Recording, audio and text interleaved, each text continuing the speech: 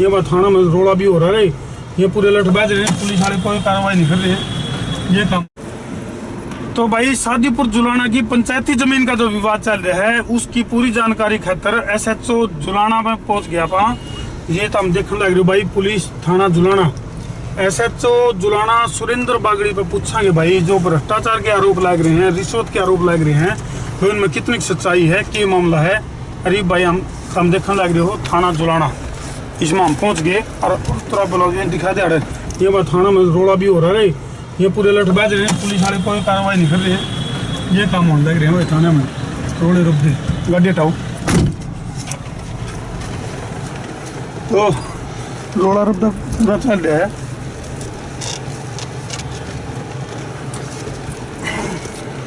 खड़ी कर दे। तो थाना जुलाना SHO तक पूछेंगे भाई, कड़वे कड़वे सवाल। चालू रहने जब बंद अग्नि उनता है।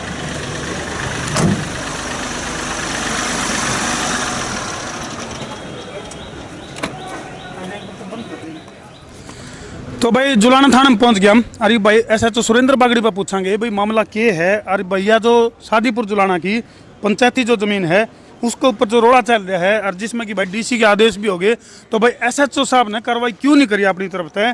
SHO साहब पे भाई कुछ कड़वे, कुछ तीखे, कुछ मीठे सवाल लेवांगे, पूछांगे भाई मामला क्या है। तो हम देखने लग रहे हो भाई थाना जुलाना राड़ा के SHO हैं भाई सुरेंद्र बागड़ी, और उन पर पूछांगे भाई मामला है कि। राम राम जी, हमारे दर्शकों ने भी राम राम कर दो जी। बैठे हैं SHO साहब? कहाँ बैठे बैठे हैं? अच्छा जी, कौन सा यू है क्या उनका कमरा? अच्छा जी, तो आज भाई हमारे गिल्ला SHO साहब ने पूछांगे। राम राम जी। और जी सुरेंद्र जी, हमारे दर्शकों ने भी राम राम कर। राम राम भाई सारे। अच्छा जी सुरेंद्र जी, आपके इलाके में आए हाँ, और मामला काफ़ी गड़बड़ सड़बड़ चल रहा है। कैमरामैन ठीक होगा भाई, आराम से बैठ कर जब आप इत्मीनान से बात करेंगे। SHO साहब यूँ बताओ, जैसे यूँ जो शादीपुर की पंचायती जो ज़मीन है उसमें जो रोड़ा चल रहा है उसके ऊपर कब्जे की बात है, और 29 तारीख ने फायरिंग की घटना भी हुई, बहुत बड़ा हादसा उसका था। तो इसमें जो पुलिस की जो भूमिका है उसके ऊपर बहुत बड़े बड़े सवाल उठ रहे हैं, और न्यू तक कहने लग रहे हैं मानस अब भाई SHO सुरेंद्र बागड़ी जो है वो भ्रष्टाचार का सरगना है। तो यूँ क्या मामला है, इतना उत्पाद क्यों हो रहा है?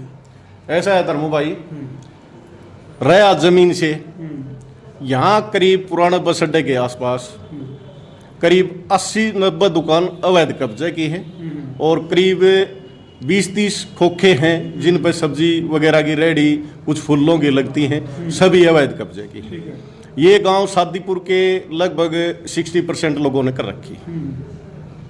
रही दुकानों की बात, दुकानों का पहले DC साहब के, अब शायद कमिश्नर साहब का इनका केस चल रहे हैं। बिल्कुल, यहाँ ऑर्डर भी आ गए थे इन पर, ये सही याद हुआ दिया आपने, हम कब्जा में रोता ले रहे हैं। DC साहब के ऑर्डर आ गए, सारे काम हो गए, और उसके बावजूद भी आपने एक्शन नहीं लिया, कार्रवाई नहीं करी। DC साहब के ऑर्डर आए थे, ऑर्डर आए उस दिन भी फोर्स मांगी गई थी।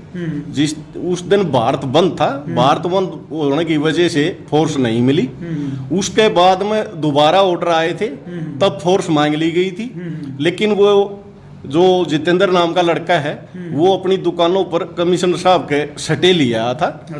जो ड्यूटी मजिस्ट्रेट तहसीलदार था साहब थे शिव कुमार जी, उन्होंने मेरे को कहा भाई फोर्स की अब बला तो ली, वापस भेज दे, कोई जरूरत नहीं है। सुरेंद्र जी थोड़ा सा रोकूंगा मैं, न्यू बताओ, ड्यूटी मजिस्ट्रेट की नियुक्ति होगी तो और सारे काम हो गए, ऊपर तो DC के भी ऑर्डर आ गए, उसके बावजूद भी आप एक्शन नहीं ले पाए।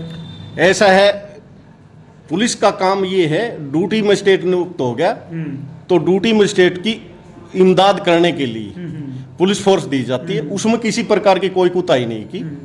ठीक है, उसमें फोर्स मंगवाई गई थी, लेकिन सटे आना एक गवर्नमेंट का प्रोसेस था जी, उसमें पुलिस कुछ नहीं कर सकती। पुलिस ना सीधा किसी का मकान तोड़वा सकती। आदेश होंगे, ड्यूटी मजिस्ट्रेट नियुक्त होगा, उसको हम पुलिस इमदाद देंगे, उसकी सेफ्टी करेंगे, और सेफ्टी के लिए पुलिस जाती है। चलो सुरेंद्र जी, वो काम हो गया, बोले कहीं पे निगाहें कहीं पे निशाना।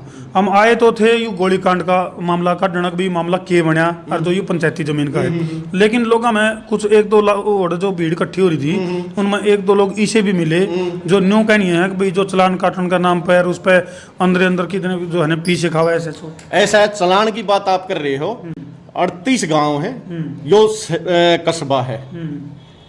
चलान के नाम पर एसएचओ के तो पैसे छोड़ो, मेरे थाने का चौकी का पुलिस कर्मचारी अगर सिंगल आदमी 38 गांव और जुलाना कस्बे में से आप भी ढूंढ के ले आओ, अगर एक आदमी ये कह दे मेरे से पुलिस कर्मचारी ने 100 रुपये लिए, तो मेरा सफेद कागज पर साइन कर ले जाओ, माज जी अपने घर में चले जाओ। बड़ा दावा कर दिया एसएचओ साहब ने, न्यू कहा भाई चाहे कितने गड़बड़ सड़बड़ इस डाल की पाओ तो भाई हम तो रिजाइन देने तैयार बैठे हैं। मैं कैमरामैन तो ही कहूँगा भाई लिस्ट भी दिखा दे एक वर्षा में। और एसएचओ साहब का जो कार्यकाल इसमें तुम ध्यान से देखोगे तो उसके ऊपर भी एक बढ़िया सवाल बना है, क्योंकि भाई अब तक जितने भी एसएचओ की तुम लिस्ट देखोगे तो उसमें कोई 6 महीने, कोई 9 महीने, कोई 1 साल का टाइम का साल नहीं है। यानी कि भाई यानी पूरा 1 साल का कार्यकाल अब तक कोई एसएचओ जुलाने में काट नहीं पाया। तो 14 महीने एक है, 10 महीने अब हो गया और 7 महीने पहले रहा है। ठीक बात, यानी कि मतलब अगर इतना लंबा कार्यकाल काट रहे हैं तो भाई कौन को तो खास बात है।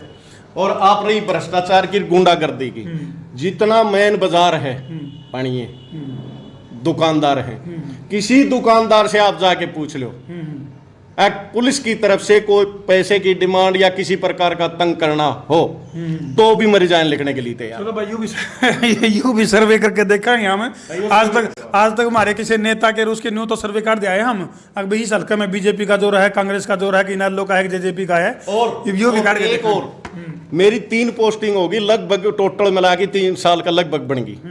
3 साल के अंदर मेरी पोस्टिंग के अंदर कोई दुकानदार ये कह दे अगर मेरी दुकान पर से कोई बदमाश आके मुझे धमका गया या मेरे से पैसे ले गया तो भी मैं जिम्मेवार हूँ। चलो भाई, यानी कहने का मतलब यू है।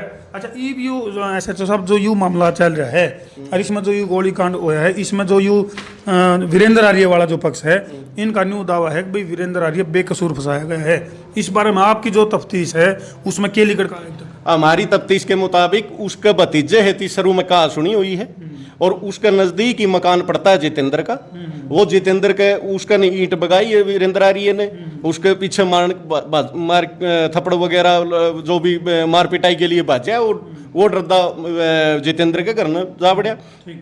जितेंद्र वगैरह बाहर निकले तो वो उनको भी गाली देने लगा, वो उसकी तरफ चले तो वीरेंद्र आर्य ने फायर कर दी। 2 फायर वहां खोल मिले हैं, ठीक है।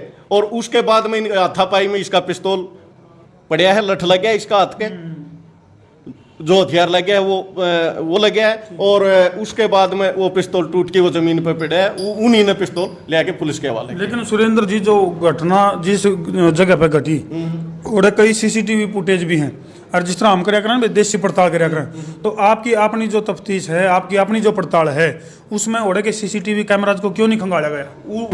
वहाँ के सीसीटीवी कैमरे एक तो जिसके जो मुद्दई है उसके मकान में लग रहे हैं, उसकी डीवीआर खराब मिली, उसकी डीवीआर को चेक कर लिया गया, वो चल नहीं रही थी।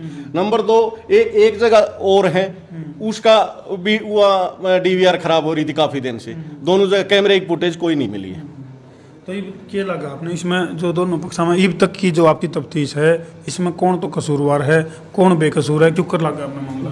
जो जितेंद्र ने 2 व्यक्तियों के नाम लिखवाए थे, एक वीरेंद्र आर्य और एक ओम प्रकाश, जो उसके साथ मोटरसाइकिल पे बैठा था। तो हमारी तफ्तीश में और डीएसपी साहब ने दोनों पक्षों को बुला के तस्दीक की, वीरेंद्र आर्य का गोली चलाना कसूर पाया, ठीक है, उस पर एफआईआर लॉन्च कर दी थी। बिल्कुल। और ओम प्रकाश का ना कसूर पाने के कारण केस से बाहर कर। लेकिन एक बात बताओ, डिफेंस में, क्योंकि उस घटना की कोई सीसीटीवी फुटेज नहीं है और दूसरे पक्ष का न्यू दावा है भी जब हमारे ऊपर कोई हमला करेगा तो हमने हवाई फायर करे थे, तो क्या वो भी कसूर में होगा फिर, या पिस्टल काम किया होगी? हवाई फायर पहले हुए हैं, फिर लठ लगे है, जो वहां के चशमदीद है, हवाई फायर पहले हुआ है, उसके बाद में लठ लगे, चोट उसके बाद में लगी है उसके। तो भाई एसएचओ साहब ने इस मामले पर पूरी जानकारी दी है भी, जो यह घटना घटी थी 29 तारीख ने। और एक और, हाँ जी, रह गया कुछ? हाँ जी, अगर किसी किस्म की और भी उच्च अधिकारी बैठे हैं, अगर और भी कोई अगर अपनी इंक्वायरी करवाना चाहो तो मुझे कोई तकलीफ नहीं। यानी कि भाई खुली छूट है, कितने भी जाके जांच करवा लो। हाँ। तो भाई दूध का दूध और पानी का पानी इस मामले का और कराएंगे, मामले पर तुम भाई लगातार बने रहो, और भाई किस तरह गड़बड़ हो रही है, कौन इसमें कसूरवार है और कौन बेकसूर है, इसकी पूरी जानकारी खातर तुम संसार क्रांति के लिए बने रहो। और भाई जो दूसरा पक्ष है उस पर भी हम पूछेंगे भाई वो मामला क्या था और क्यों करिया घटना घटी थी। और भाई के इसमें लोचा है, गड़बड़ की है। वो जो करो CID नाटक आ गया ना, बोले दया कुछ तो गड़बड़ है, यानी भाई मामला में कुछ ना कुछ गड़बड़ जरूर है। और भाई काम मार के बने रहो, दूध का दूध और पानी का पानी कराएंगे मामले का। बने रहो संसार क्रांति के लिए, ठोको शेयर। मैं हूँ तारा देसी पत्रकार धर्मू। जय हरियाणा, जय भारत।